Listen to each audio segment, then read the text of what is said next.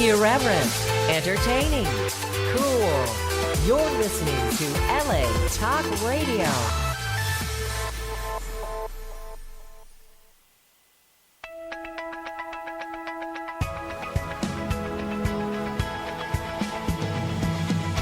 You're listening to Question Reality with Priscilla Leona, right here on LA Talk Radio. Hi, welcome to Question Reality. I'm Priscilla Leona. I'm producer and host of this show, and we are coming to you live from Los Angeles, California, for 9 years, almost 10 in May. Very super excited about it. We have been ranked the #1 entertainment career advice show. I can't talk. Did I just say that clearly? Entertainment advice internet radio show worldwide. There you go. That sounds much better. Now, this show is for you if you are questioning your career reality, currently pursuing a career in the entertainment industry, or if that's something that you think that you'd be interested in doing. The guests on our show include Emmy winners, Grammy winners, Tony Award winners, reality TV stars, producers, directors, casting directors, talent managers, screenwriters, actors, singers, songwriters, comedians. Oh my gosh, it goes on and on. We got stunt people, entertainment lawyers. It is never ending. If there is a position, I try to find people not only in front of, but behind the scenes as well, no matter what the profession. And the guests that come on the show will help you by providing tips, advice, and resource information on how and what it takes to successfully pursue a career in a wide variety of show business careers. All of the guests that have been selected for the show are selected because they're at different stages of their careers. So that means that we'll definitely have someone who will be able to answer all of your show business questions, from novice all the way up, obviously, to Emmy winner and Grammy winner and Tony Award winner. So that way you just see the trials and tribulations, and you get a wide spectrum of different stages of what your career is going to be like if you choose that particular profession. Now, if you missed any of our shows or you need information about a specific entertainment career, please go to our archive page on the latalkradio.com website. Again, latalkradio.com website. If you're listening, you're already there. So just go and search for our show title. Again, if you're listening to me, you're there, but sometimes people can't figure that out. There are those times. And you can search by Question Reality or search by my name, Priscilla Leona. And you can listen or download any show that's on LA Talk Radio 24 hours a day. They have a wide variety of shows to choose from. I have found that there's so many subjects. I mean, just go there and peruse all of the shows, and I'm sure that you're going to find someone more entertaining than me. No, not really. But the more subject matters that you might be interested in, or lots of hobbies, lots of fabulous shows, really incredible. All of the Question Reality shows are available for free on iTunes, Google Play, and Stitcher.com under the podcast section. And please, please, please make sure that you get our free mobile app. It's on the homepage of the LA Talk Radio website, and it's located on the right-hand side towards the bottom. A lot of people email me, and they say they can't find it, and I just say, scroll, little darling, scroll, scroll, scroll. For some reason, people don't like to scroll, but you have to scroll. And again, right-hand side towards the bottom. And that way you can listen to all of our shows anytime of the day.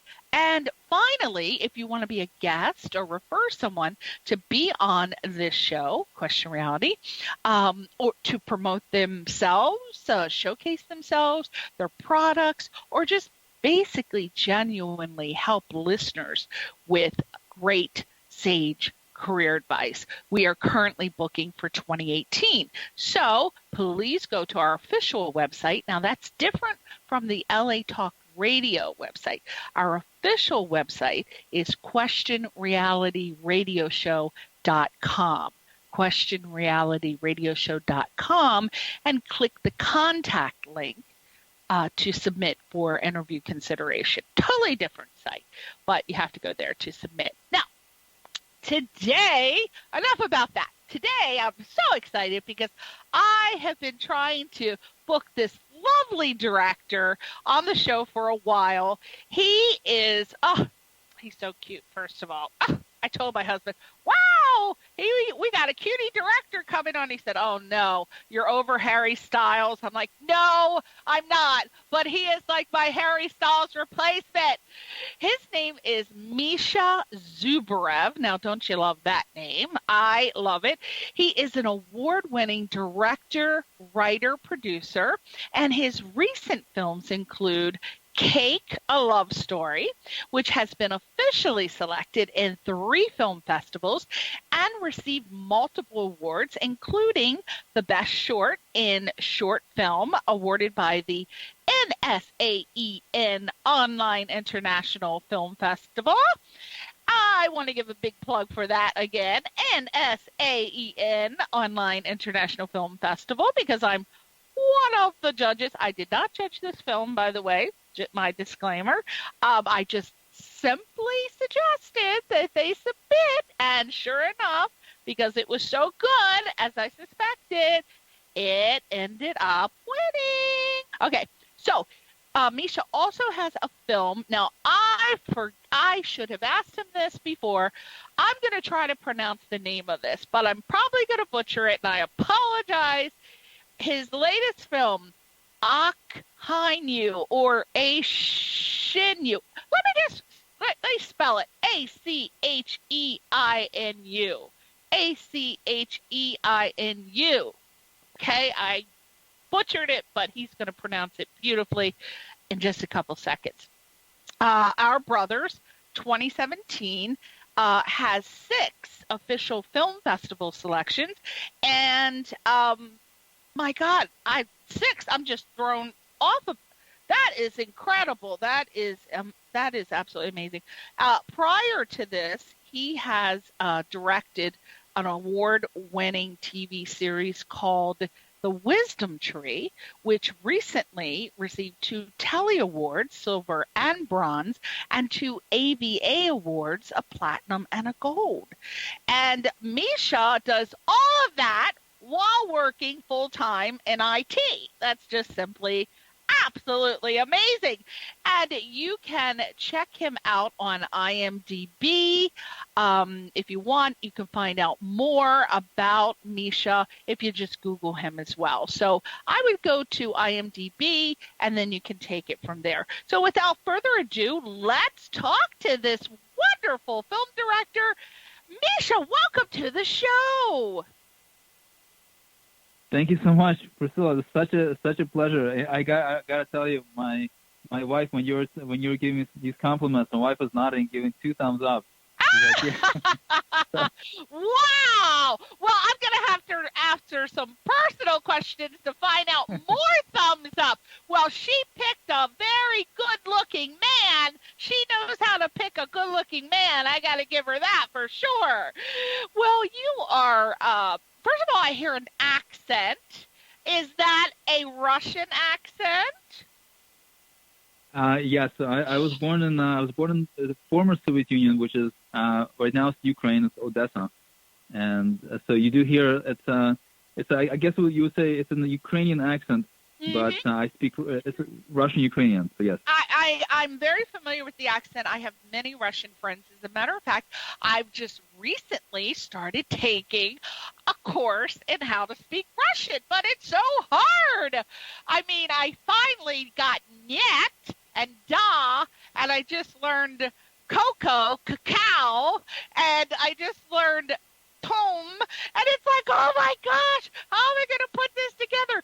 But I really want to be able to communicate a little bit with my Ukrainian friends, my Russian friends. So I think it's a beautiful language. I've always loved it. One of my dearest friends is from Kiev, and I'm going to try really, really hard. Any secrets or tips on how to master the Russian language? Oh boy, that's probably the toughest question. Oh my God, no tips. It's a hard language. You know, they say, foreign people say that English is really easy to learn, but speaking only for myself, I have the worst time. I've tried to learn French. I've tried to learn Japanese.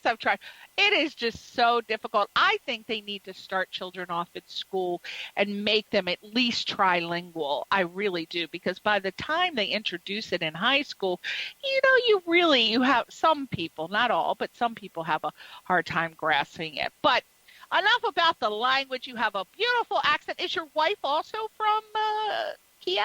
I mean, not Kiev, Ukraine? So my wife, she's an American, but her mother is from Ukraine. Oh. So she speaks. Oh, so that's great. So you're keeping it. At least you can communicate with each other. You speak fluent English, but once in a while you want to speak your native tongue. So it's kind of important that your wife or husband at least be able to speak a little tiny bit. So that's fantastic. Now, let's talk about, I just love the title of this film. It is, I think, one of the coolest titles ever, Cake, a Love Story. That's going to grab you, hit you. I cannot remember, because I tell you, my mind is just coming and going. But Betty Jo Tucker told me exactly how, I think it was called something else. And then it was renamed Cake, a Love Story. So if you can tell us right away, because I always like to know where a title came from and if it is at the core or representation of what the movie is about. So how did Cake, a Love Story, the title, come to be? Great question. So the original title of this book was called It Had to Be Us. And we thought about renaming it because one of the motifs in the movie, as your listeners will get a chance to watch it, it's on Amazon Prime, by the way. So if anybody has Amazon Prime, they can watch it for free with Amazon Prime. The movie, one of the key motifs is cake. That's one of the things that kind of brings them together, and one of the things that they share. They both love chocolate sundae cake. And okay. and that makes sense. Cake, a love story, because somehow, we don't want to give away too much, but somehow cake is involved, and that's always a great way to have bonding over food. I mean, my goodness, you definitely have to have some sort of food to have a relationship with someone. You can't have completely opposite diets. Actually, my husband and I have had opposite diets for 22 years, but I've turned him around, and he's getting a nice little fat belly just like me. So I'm bringing him around.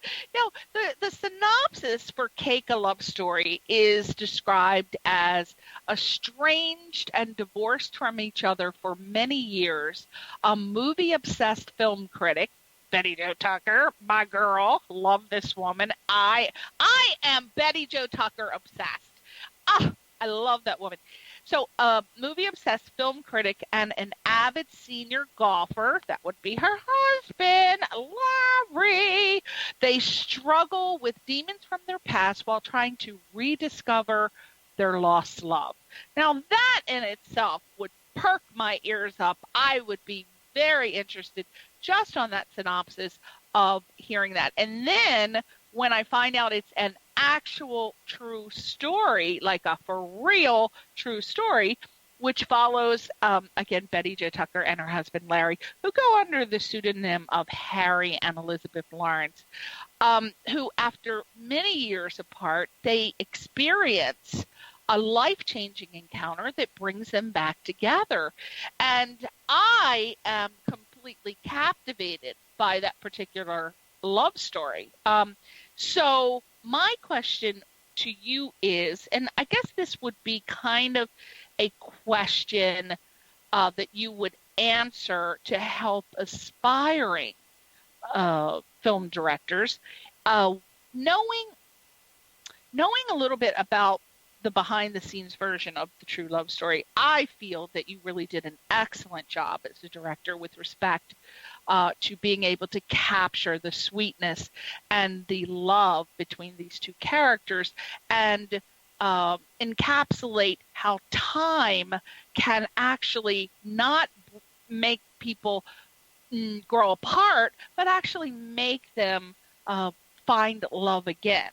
So my question to you is, when you read the script, what made you feel like you were the best director for this film?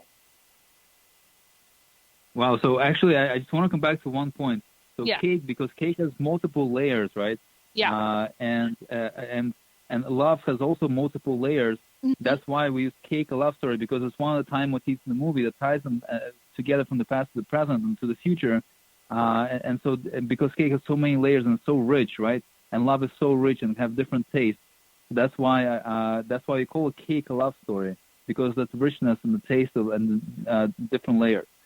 So Love that. But coming back to your question, after I read the script, I can't really say that I would be the perfect, director and perfect filmmaker. I think anybody who reads the story, they can see the genuine love and the honesty with which the story was written from the he said, she said perspective. And you just can't help but appreciate it, And I told Betty Jo how I felt about it, and she knows my work, and we discussed it over a period of time. And I guess it was really her who decided to bring me as a kind of honor me to be the director of this wonderful, wonderful project. And that's kind of how it came about. Well, the reason I ask that is this. Some directors will just accept any film if it's offered to them to just direct or just bill their credits on imdb.com. But when you do this, you really, in my opinion, and the opinions of others as well, but when you do this as a young director who's presented with a script for whatever reason, a low budget, or maybe they feel that you have some relationship and that makes you the best director. But when a director does this to just get a credit on IMDb, you really and if you don't have a real passion or understanding or ability to bring the film to reach its maximum potential, you do a disservice not only to yourself as a director, but all of the people involved who are counting on you to make the film absolutely the best film it could be. So my question to you is, when you read it, maybe not you, but maybe advice, when you as an aspiring director or a director read a script and you don't feel those things that I just mentioned, how do you stop yourself from saying, God, I want that IMDb credit, this person is letting me direct the film, but you don't feel a real passion, you really don't have an understanding, or you don't feel that you could bring that film to reach its maximum potential? What do you do to stop yourself from just accepting? No, I definitely don't think anybody should take on a project if they don't feel emotionally connected to it. Oh, they do it. They do it. Trust me. Well, what would you say? Don't do this. You don't need the IMDb credit that bad, because it's going to end up making you look bad, because you're not good. If you don't have those feelings about the film, you're going to make a subpar film, and it's going to, suck, or it's not going to really do justice to maybe what the story was envisioned by the writers. So how do you stop yourself, really? Because they do it all the time. And they do, and it's so true. And I can't give advice, and I'll be honest, because I never was in that position. Thankfully, all the projects that I've accepted and that I've been doing, I personally had an emotional connection to them. And with Betty Jo's film, like I said, this was the project that really just struck home. And I was really, truly humbled that Betty Jo said that I want you to do it because I felt like this was something that I connected to. I wouldn't. I say as an artist, and to have integrity, artistic integrity, one should have an emotional connection to something that's there, to a vision of a project. And if they don't have that connection, they are really selling themselves short. But it's not. I haven't done any projects that I haven't personally felt connected to because I just don't know how I can. When I sit through when I write the script, when I'm on set, and even through editing, I have to constantly hear the story in many different ways. You hear the story through music, and I'm working with the composer. In this case, it was my father, and so we were working together, defining the motif of the song, and how the music would kind of play out in the editing, and playing it over and over and over again, and putting some scenes together, cutting some scenes apart. It's just a process that you really have to love me, have to love the story. If somebody does it just for money, I can't see how they can make it a great project. It's really hard for me to imagine. So. Well, I know. Yeah. I'm with you on that, but you see it all the time when you watch some projects. You go, oh, you know what I'm saying? It's all the time, but I don't know how. But I was just trying to, but a lot of times I've run into directors and they say, I really shouldn't have accepted that position as director. I didn't feel any emotion to the script. I really don't feel I did justice for it. I feel so bad. Well, then don't accept it. Why are you going to do that? Do not do that. Please, you are just, it is not going to help anyone. So do not do that. Now, what did you feel that when you read the script or when Betty Jo Tucker, you had a discussion, what do you feel that you knew right away that would bring all of the necessary life and vigor and beauty, or just be able to convey the story the way Betty Jo Tucker and Larry, the story that they intended to be told, but yet bring your unique creative vision to the film? Well, I think, from the get-go, when I read the book, there was so much humor there, and there was just so much different. You have two different perspectives, and there's a lot of there was a lot of ability to add creativity. And I saw it one way, and I read the book, and it made you laugh, and at some point it was very emotional. And after I spoke to Betty Jo about it, and I explained that it's very difficult just to, if it was just a straight story where you would just have pure like dialogue or something, it would be really hard. So I kind of gave her some ideas, and I asked what she thinks about this, and then I asked her about some of the motifs to use. Like, for example, the music is not something that was originally in the story, because obviously Harry or Larry, he doesn't play the guitar, but a real character does. So I asked her, what would you think if Harry in the movie actually would play guitar and kind of extend that romanticism through his singing to show his love for Elizabeth? What would you think about that? And she loved it. And so I think just from the book, from the openness of the story to the openness of Betty Jo, that made it much easier for me to actually see that this project will be very good, because she doesn't restrict your creative vision. She actually enhances it. And when I asked her about the motifs, like, what do you think about, is there something that I can use to connect the two characters? And I gave her some suggestions and what I thought. And then she said, cake, because her and Larry, they both love to eat a chocolate sundae cake. And so that was kind of how the motif of cake came about in the script. And obviously that was also not in the book, but that came through in the script and the story, and then it eventually became the title, Cake, a Love Story. This multi-layered, rich love.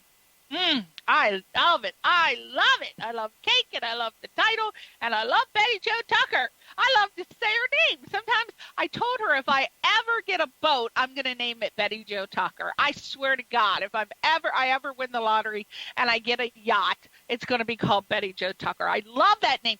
So she's funny as anything, isn't she? She's hysterically funny. So I completely understand what totally you mean. agree. Yeah. I mean, her book, and gosh, the title escapes me right now. I'm sorry, Betty Jo. Sorry, Betty Jo.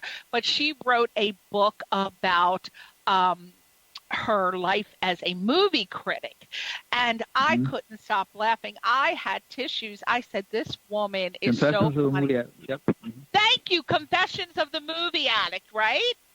That's the title. Oh, thank you. Thank you. This book is one of the funniest books I've ever read, and I highly recommend it. You can get it on Amazon. So I was wondering how you were going to be able to, bring the humor that she has, because she's so funny, how you were going to be able to direct the actress to be able to convey the authentic Betty Jo Tucker, because she is so unique with her humor. But you did an excellent job being able to do that, and that of course came along with the casting of the actress who played Betty Jo Tucker, who is, I'll let you announce it, Deborah Lord Cook. Yes, excellent job. And who played Larry, did a wonderful job. Richard Vernon. Yeah, excellent actors. By the way, also a singer. He's a singer and a songwriter. Oh, so that worked perfectly with the guitar. Yeah, that was good, great casting. Now, Cake a Love Story is a winner of in the short film category of the 2017 NSAEN Online International Film Festival. Lovely woman. Co-founders Beatrice Davis, who actually contacted me a long time ago, and I booked many of her clients on my radio show, and Tamara McClure and Brian Shirley. And you can find out more about how you can submit to this online film festival, but it is a new online film festival. And you can find out about the rest of the team from their website, nsaen.com. /online film festival. But I am one of the judges, and I love that they are taking a percentage and they donate it to a worthy charity. So without going into too much about that, I was very, very happy that Cake ended up becoming a winner of the NSAN Online Film Festival. And it was filmed, I think it was screened in Georgia, right? Did you end up going to the screening in Georgia? I didn't go, but that's correct. It was screened in Georgia December 13th. Yes. And they loved it. I heard it was a huge success. People loved it. Yeah, apparently it's really hit at home for all the for the viewers, and my understanding was that the viewers, a lot of them were the U.S. veterans who were participating in the screening, and I think this is what you mentioned, that part of the charity that they're doing is they're bringing, I guess, wounded warriors together, and so it seems like a great cause. So I was extremely moved that. I have not, and again, I'm sure there might be online film festivals or film festivals in general that do take a percentage for something, but I have not personally known of any except the NSAEN. I really have not, and I deal with a lot of film festivals, and I've never heard of that. So that was one of the wonderful things that Beatrice Davis and Brian Shirley and Tamara McClure had initiated. So I think it's just wonderful. So if you want to contribute to the charity, please submit your films to nsaen.com. It's just a great cause. Now, also, Cake a Love Story was the official selection at the Toronto International Short Film Festival, which was so impressive because they had over 800 film submissions in last year, and 50 films were selected for the festival. And Cake, our little Cake, a love story, was one of them. And what was more impressive, it was the only one, I believe, of 9 films that was featured on their homepage. Is that right? That is absolutely right.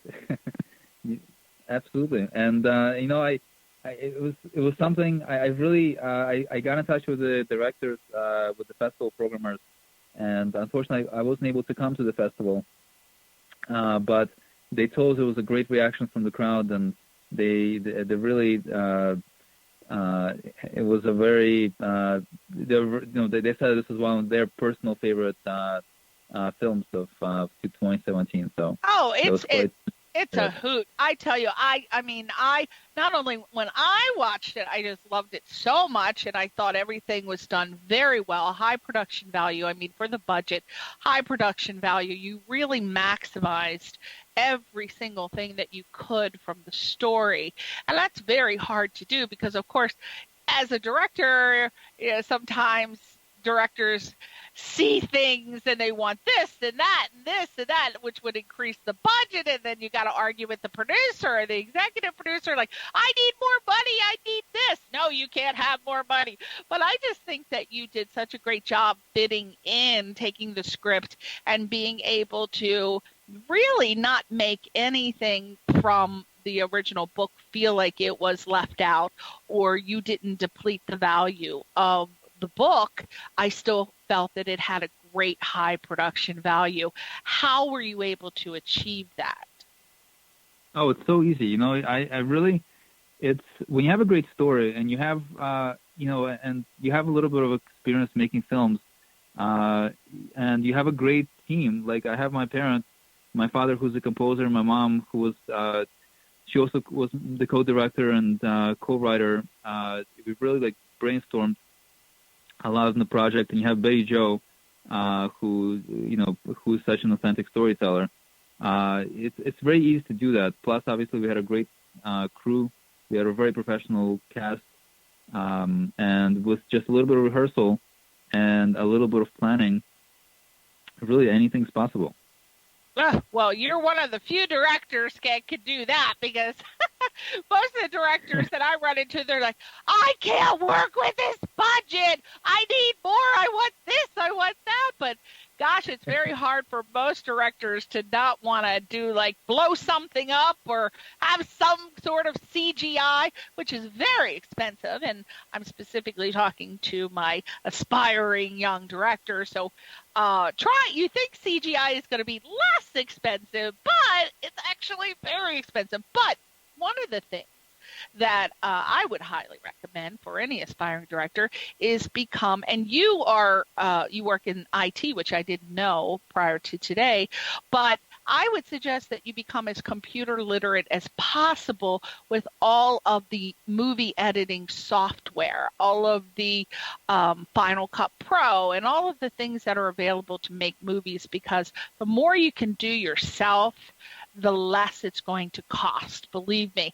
And I think with I'm not sure what, is it Gen X or Y, people that are under 25, I think it's Gen Y or Z, I'm not sure. Yeah. But they are extremely, or should be extremely, technologically advanced. So they are really taking filmmaking to the next level and being able to cut down the budget so much. With the incredible technological advances of video on smartphones, we have seen some amazing footage being shot, not only being shot, but accepted and winning film festivals and getting nominations on being on the consideration list for major awards. One that I can think of off the top of my head, and I'm sure you're familiar with it, was the film Tangerine, which was shot on an iPhone 5 years ago. And it was actually the person who shot it, when they were submitting it to film festivals, did not put that in there. And do you believe it was accepted at just about every single film festival that it was submitted to? And we're talking years ago, and nobody ever thought that film was shot on an iPhone 5. And it was actually on the Oscar consideration list, if you can believe that. And so my question to you is, what are your thoughts about shooting a film on a smartphone overall, if they don't have if their budget is low? Is this something that you encourage young filmmakers to do who have the ability because they're technologically advanced with smartphone applications? Well, that's a great question. I think it really comes down to the perception of what is film, what is storytelling. Is it about the shooting on 35 millimeter, or is it about the lens, or is it about the quality of the technological quality of the production, or is it about the story? And I think right now, because we have so much stuff out there on YouTube and things are going viral, which like I said, shot on like iPhone 5s and all these different cell phones. Storytelling really seems to far outweigh the quality of production. So if there's a little bit of, as long as the picture is visible and it's in focus, and there's some level of continuity in the shots, so it's not jarring to the viewer. For example, going from semi-silhouette to like a fully blown-out shot or something like that. I think that, for me at least, I think storytelling far outweighs the shooting something in film or in 35 millimeter. If I had a great story and I had the option of whether shooting it on a cell phone, or if it's a terrible story shooting it on 35 millimeter, no question I would shoot a great story on an iPhone, without a doubt. So I think that in a perfect world, you definitely want to have good quality, because I think that as a viewer, I enjoy watching films with good quality, good audio. But number one is great story. Number two is great audio. And I think number three is great picture. If you have to put it in that, if I had to put it in that order, that's what I would do. Misha, my husband is he's a software developer, and he's obsessed with smartphones. Like this man, I told him he needs to get a part-time job at a cell phone store, because he knows more about smartphones than when we go into the store, and he likes to ask the questions and see what they know. I said, that's so sick. You're a sick man. You know more than those sales reps. Stop doing that. But he not only iPhones, which puts Tangerine on the map, and people all of a sudden started using iPhones to shoot their film. But the Android phones are actually specifically, and I cannot remember off the top of my head which phone he was talking about, but what they're doing now is they are building in the software. They're putting in movie quality applications, like the same thing you would see if you went into an editing bay and you were editing film for a professional, like a studio quality production. They are putting the software now on the phone so that you can tweak the sound for not only the composing, but also the sound effects. And it is absolutely amazing. So the reason I'm telling this to everyone is that I'm trying to encourage young directors and filmmakers to get on Google, find out what they are, talk to people who are making the films, learn about the software, because it's a lot of filmmakers either can't get the money to do what they want to do, and so they either don't do it or it takes them forever. But I want people to say, you know what, if I can edit the script down, I can do it with this. I can shoot it with a cell phone. A couple friends, make sure they have the same cell phone. If you want to do it on an iPhone, find two friends, have the same cell phone, and then shoot it 3 different angles, just as if you had 3 cameras and you were shooting. So there are so many ways to do that. So that's what I encourage my young directors to do. Now, having a digital social media footprint is absolutely vital in promoting, maintaining, and advancing your career in any field really today, but specifically giving advice to aspiring directors. How should they target their audience and promote themselves via social media? Because we always see, singers in a band, hey, come see my band, and they post the time and date, and it's like, hey, come here and do this, or hey, my film is coming out as an actor. So what do you give advice to aspiring directors that they need to do to target their audience and promote themselves as a director available to direct your project via social media? So it's an interesting question. I was looking into this a little bit about marketing the films on Facebook and how Facebook advertising works and all these kind of things. And I think that before it was more a lot of it was about having Facebook groups and having as many people join Facebook groups as possible. And then I think the way Facebook used to structure its algorithms was that it would kind of promote, if you would upload a video to Facebook, it would help promote it through different groups. But I think in the past couple of months, I spoke to somebody who's in marketing. They told me that right now, Facebook targets more personal pages. If you have your own personal Facebook page, that's kind of seen like a better way to market things on a Facebook group. And I'm not sure how true it is, but I think that at least what I've done, I post things on my page and I try to tag people. I mean, just a very standard way, but this way it kind of generates some activity, and the people who need to see it. The people who need to see updates, who need to see various ads or things like that, they do see it on my page. And I don't worry too much about having a Facebook group, because I think sometimes groups can be very annoying, and if you constantly post, then it discourages people from, because they start getting a lot of notifications and people stop paying attention to it. And so that's why I don't focus on Facebook groups too much. So I would just say keep it simple and have one dedicated page, or one place where you can post everything. Yes. That's what I do. And branding. Yes, and branding.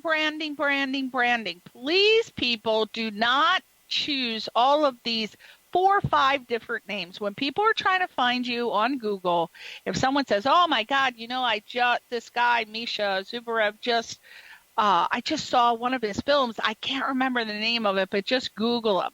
So somebody goes to Google and they type in Misha Zubarev. They should be able to find every single thing by Misha Zubarev.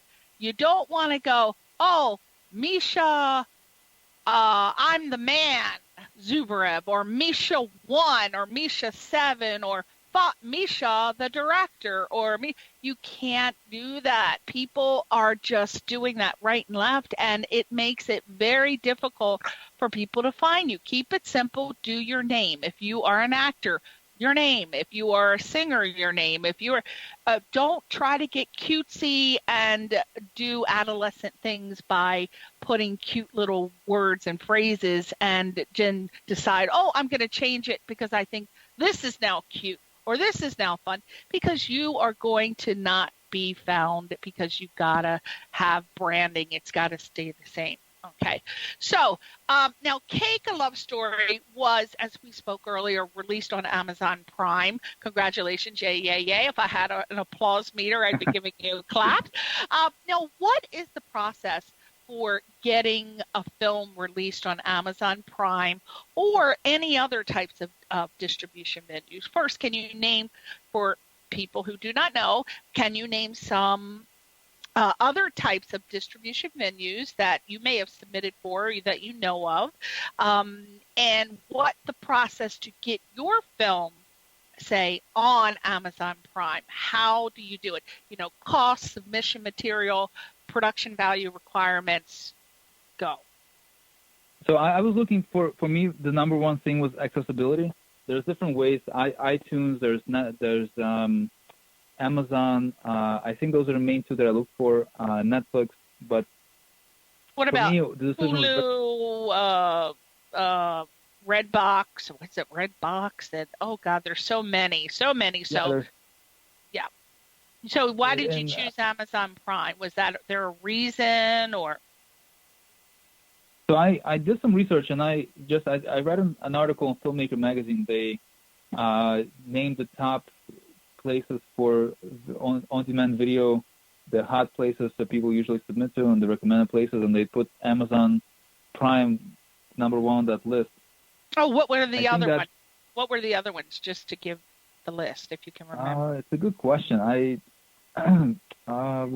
think there was Besides Amazon Prime, I think Hulu was one, and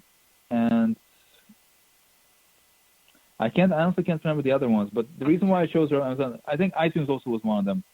But I didn't want to go with iTunes because it's somebody that's usually Mac based, so that kind of only targets one specific audience. Hulu, I think the reason why I went with Amazon Prime because everybody, regardless of whether Mac or PC, you can have it. It's something that everybody knows. It has a very known name. So you tell people Amazon Prime, okay, this is something that rings a bell. Right. And what were the requirements? How did you get the film released on Amazon Prime? So the requirements were quite simple. It's basically standard upload, but the main requirement was you have to have your film rated by the MPAA. That was the main kind of thing that I had to focus on. So I had to submit. I had to go through CARA, which is the MPAA agency, rating agency, and I had to submit my film, and I had to go through a process of reviewing it, and then giving me the rating which they did. So that was really the major kind of part about Amazon Prime was this. And obviously there's a fee associated to getting your film rated. So it's not cheap, but it's worth it. Oh boy, when you say not cheap, oh boy. Do we need to sell our firstborn or maybe just kill a husband to get our film on? Yeah, something between those two. It depends how short the film is.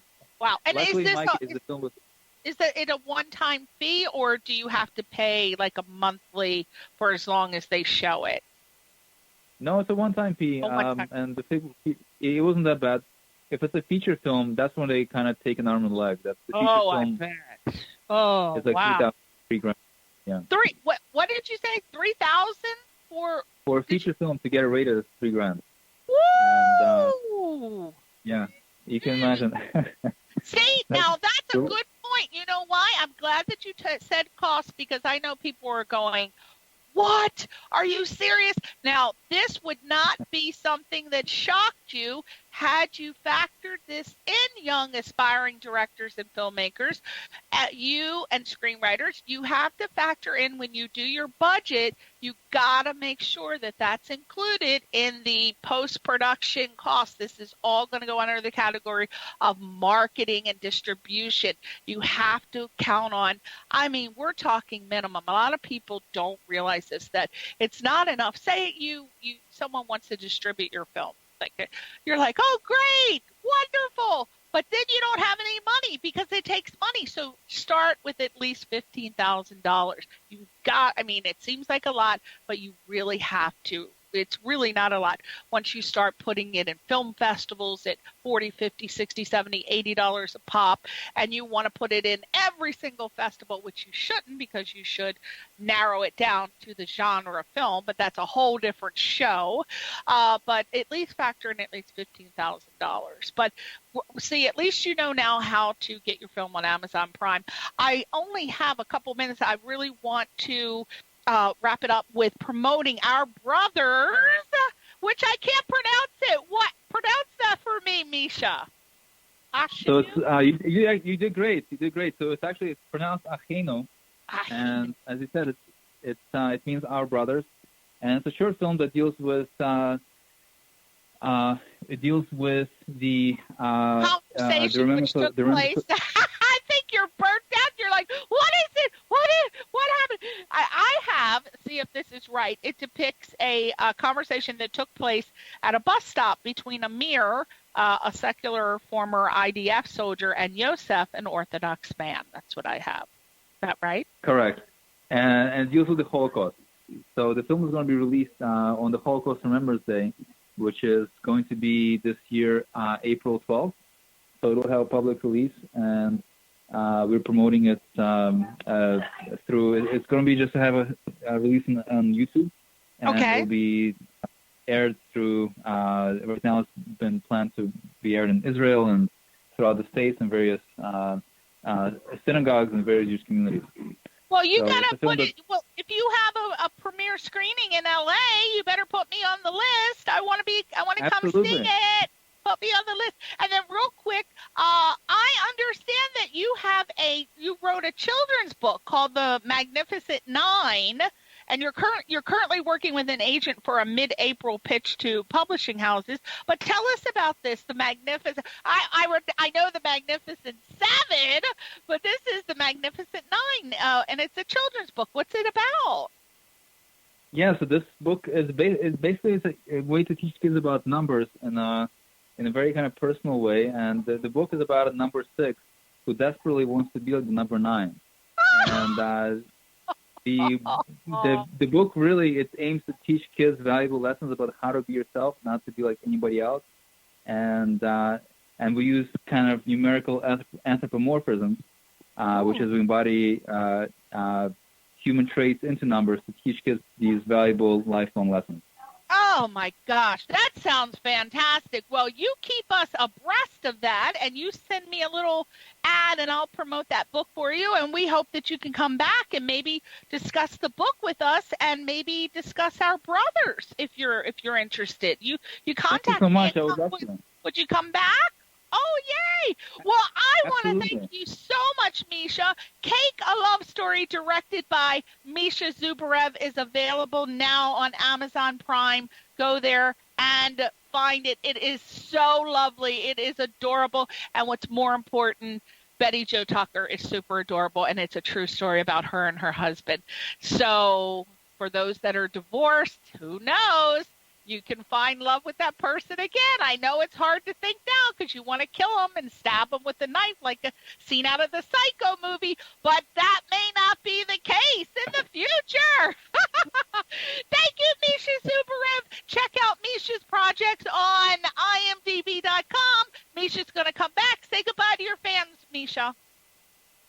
Bye. Thank you so much. Bye, everybody. Priscilla, this was such a great experience, and I hope to speak to you again and come back soon. Oh, you'll be back, honey. All right, everybody. Thanks for listening. We'll see you next week on Question Reality. Bye.